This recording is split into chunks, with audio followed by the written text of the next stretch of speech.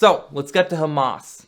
Hamas is essentially an extremist jihadist terrorist group who took control of Gaza in 2007.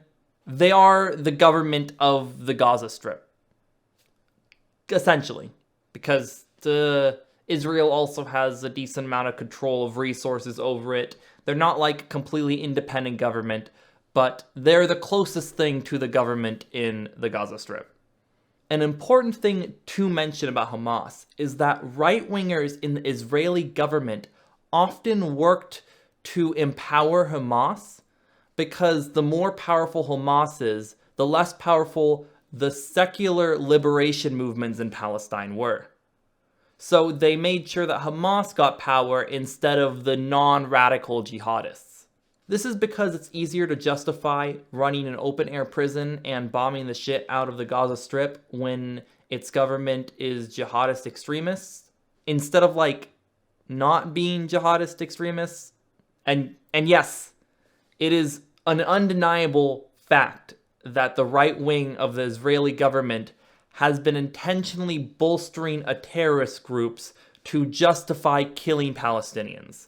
That is how evil they are. And this includes the current Prime Minister of Israel, Netanyahu. The Prime Minister who was being prosecuted for a bunch of different charges, including corruption charges, I believe, and only got out of those by becoming Prime Minister again, so they can't target him with the charges anymore. Netanyahu is an all-around awful human that is corrupt, that intentionally bolsters Hamas, a terrorist group, so that he can do his main goal in life, which is killing Palestinians.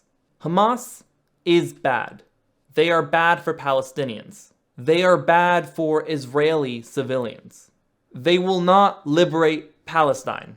They are terrorists who kill civilians that are being used by Israel's right-wing government to kill more Palestinians. And they also intentionally make sure that Palestinians die because it makes them more powerful, because it radicalizes the people in the Gaza Strip.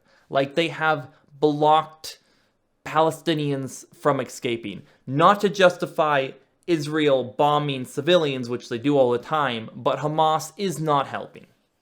And yes, to be clear, Israel does bomb civilian houses and stuff in the Gaza Strip, the open-air prison that they force people into. And they have just severely increased their bombings after the recent incidents.